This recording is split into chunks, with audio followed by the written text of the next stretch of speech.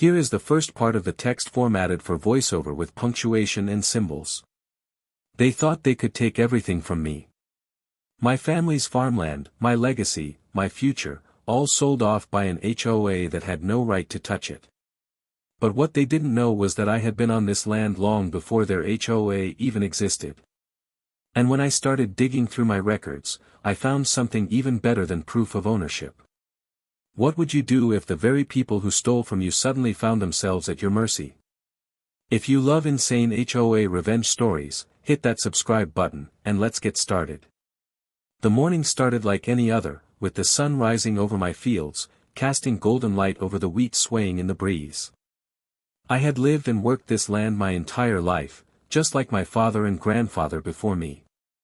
Our family had owned these acres long before there was even a paved road leading to the town nearby. That's why, when my phone rang that afternoon, I had no reason to expect anything other than the usual. A supplier confirming an order, a neighbor asking for a favor, or one of the ranch hands checking in.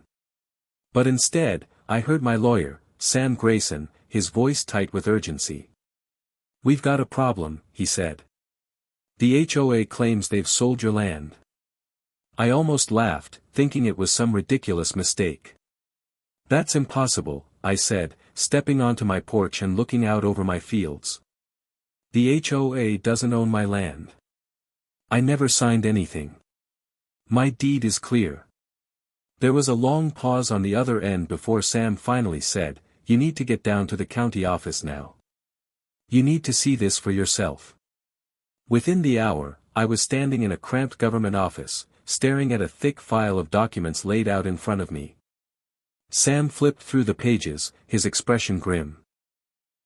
"This," he said, tapping one of the stamped forms, "is a sales agreement transferring 1,500 acres of your farmland to the Oakwood Hills Homeowners Association. According to this, you sold them the land 6 months ago." I shook my head in disbelief. "That's a lie. I never sold anything." He nodded. "That's what I thought. But take a look at this." He handed me another paper, a copy of a signature, supposedly mine, authorizing the transfer. My stomach turned. The signature looked close, but not quite right. "This is forged," I muttered, my hands tightening into fists. "They faked a sale and think they can get away with it." Sam leaned against the counter, sighing. "Not just that. The HOA already flipped it to a developer. Construction is scheduled to start next month. If we don't act fast, they're going to bulldoze your land." The words hit me like a punch to the gut. I had seen the neighborhood creeping closer over the years, watched as more houses popped up along the edges of town. But I never thought they would be bold enough to try and steal from me outright. My land was my livelihood, my history, my future. The idea of losing it, of seeing concrete poured over the fields where my father taught me how to plow, where my grandfather once ran cattle, made my blood boil. Who authorized this? I demanded. Who signed off on a fraudulent sale? Sam pointed at the name on the final approval form. HOA President Daniel Whitmore. And the notary on the deal? His wife. My jaw clenched.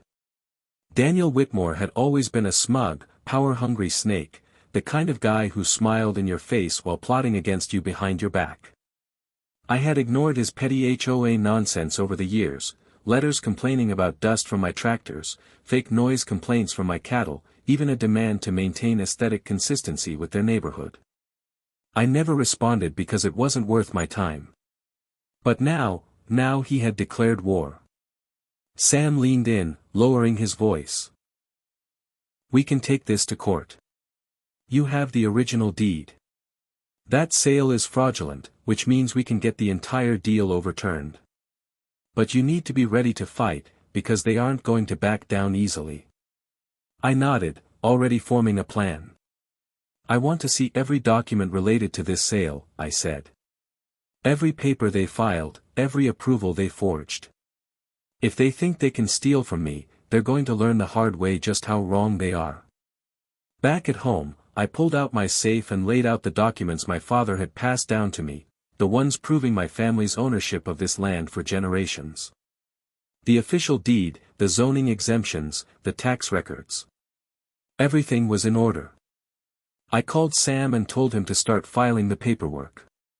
"We're stopping this before a single shovel hits my soil," I said. "They don't own an inch of this land." But as I flipped through the old documents, something caught my eye. A section in the property records I had never noticed before. It was a reference to an inheritance transfer filed decades ago, when my father took over the land from my grandfather. I traced my fingers over the details, reading carefully. And then I saw it, a notation at the bottom, barely visible in faded ink. A second land parcel, one I had never known about. Heart pounding, I pulled out the old county maps and cross-checked them against the deeds. It took me nearly an hour, but when I finally pieced it all together, I felt the first stirrings of something bigger than anger. This wasn't just about getting my land back. This was about something else, something that made the HOA's actions even more reckless. Because according to these records, my father hadn't just inherited the farmland. He had inherited an additional 300 acres that extended beyond what I had always considered our property. And that land? It overlapped with part of the Oakwood Hills neighborhood. The very neighborhood where the HOA board members lived. I sat back, stunned. They had stolen my land, but in doing so, they had overlooked something critical. They were living on land that legally belonged to me. A slow grin spread across my face. This wasn't just a legal battle anymore. This was an opportunity. I closed the folders, my mind racing. The HOA thought they had already won. They thought I would just roll over, accept a payout, or spend years in a drawn-out legal fight. But they had no idea what was coming. I picked up my phone and dialed Sam. "Change of plans," I said the moment he picked up. "We're not just fighting this sale. We're going to hit them with something they never saw coming." Sam hesitated. "What do you mean?" I stared out over my fields, imagining the look on Daniel Whitmore's face when he realized the truth. "I mean," I said slowly, "we're going to let them think they've won. And then, when they least expect it, we're going to take everything from them." I spent the next 2 days buried in paperwork, old maps and every legal document my father had ever saved, combing through the fine print like a detective piecing together a crime scene. The more I looked, the more certain I became. My land wasn't just mine, it was bigger than I had ever realized. The records were all there, hidden in plain sight, stretching back over 60 years. My grandfather had bought the original 1,500 acres, but tucked away in an inheritance transfer when my father took over was an additional 300-acre plot, one that hadn't been farmed in decades. And that land? It stretched directly under parts of Oakwood Hills, the very neighborhood that had been trying to take my land. The HOA board, including that smug bastard Daniel Whitmore, had been running their little kingdom on land that still legally belonged to me. The discovery hit me like a sledgehammer. If I owned that land, it meant that dozens of houses, manicured streets, and even part of their fancy HOA clubhouse were built on my property. And the best part? The HOA had never actually filed the necessary paperwork to transfer ownership. They had simply assumed that when the development expanded, everything had been squared away legally. But it hadn't. Their lawyers had either been sloppy or cut corners, and now that mistake was about to cost them everything. I drove straight to Sam's office, my truck kicking up dust as I tore down the gravel roads into town. He barely had time to greet me before I slammed the papers down on his desk. "Look at this," I said, my pulse pounding. "Look at this damn gold mine we just found." He scanned the documents, flipping pages with the precision of someone who had spent his life in legal battles. His eyebrows furrowed. "Wait a second," he muttered, reaching for a zoning map from the county records. "If this is correct, then your property line extends beyond the northern boundary of Oakwood Hills. Jesus, Frank, do you realize what this means?" I leaned forward, gripping the desk. I know exactly what it means. It means those HOA bastards are living on my land. Sam let out a low whistle, shaking his head. This is a mess. A massive mess.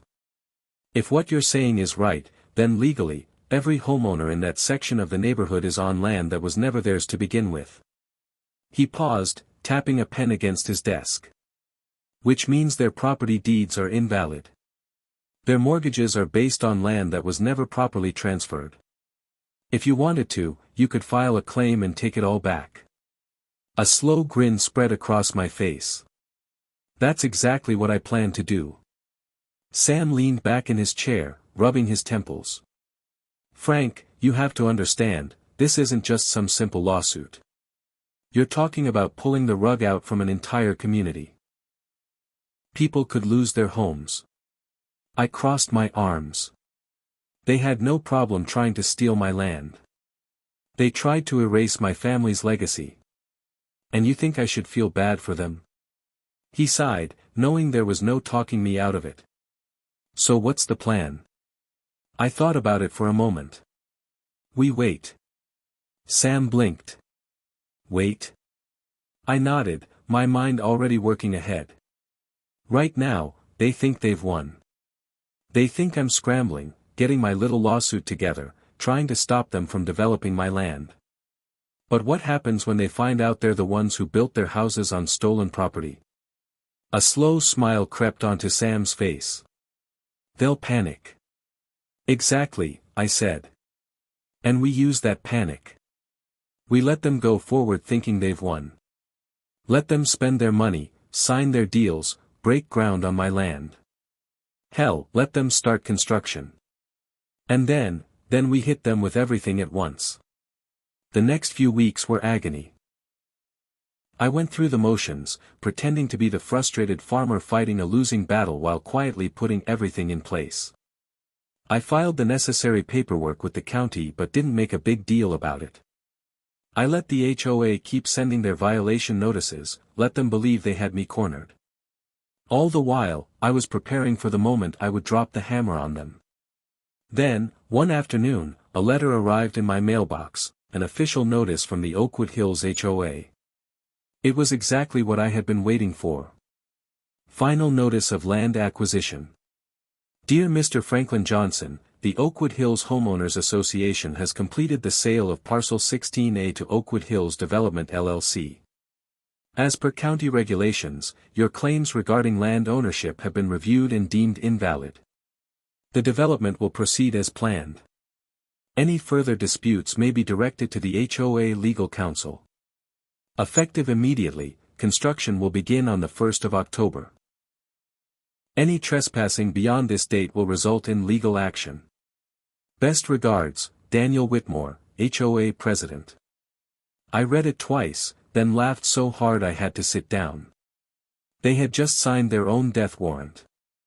That very night, I filed an official land ownership claim with the county, citing the inheritance clause that proved my continued ownership of the 300-acre section of Oakwood Hills. The filing triggered an automatic property review, which meant that every single homeowner in that section would soon receive a notice that their deeds were now under dispute. Their mortgages would be flagged, their insurance policies would be questioned, their entire neighborhood would be in limbo. I could only imagine the look on Daniel Whitmore's face when he got the same letter in his mailbox. The man had spent years using his position to bully people, playing king of his little HOA empire, thinking he was untouchable. But he had made one mistake, he came after me on my own land. The next morning, I made my way down to the county courthouse, where an emergency meeting had already been called. Apparently, the panic had started spreading fast. Homeowners were showing up at the HOA office demanding answers, real estate agents were calling confused about why they couldn't close on home sales, and in the middle of it all was Daniel Whitmore, pacing back and forth in the courthouse hallway, his face pale as a ghost. He spotted me before I reached the clerk's desk, his expression twisting in fury. "What the hell did you do?" he snarled, storming toward me. I stopped, crossed my arms, and smirked. "You sold land that didn't belong to you, Daniel. And now you're about to lose everything." His jaw clenched. This won't hold up in court. The HOA has power. I tilted my head. Oh, I know. That's why I made sure the banking institutions knew about the dispute before the HOA did. You know what happens when a property's deed is flagged as invalid? Mortgages freeze. Sales collapse. Insurance policies get suspended. I leaned in. Tell me, Daniel, what happens when a whole neighborhood suddenly becomes unsellable? His confidence shattered in real time. You wouldn't. I already did. I left him standing there, watching as everything he had built started crumbling around him. The real fight was only beginning, but I already knew the outcome. I wasn't just taking back my land. I was taking their homes, too. And when the dust settled, there wouldn't be an HOA left to fight me.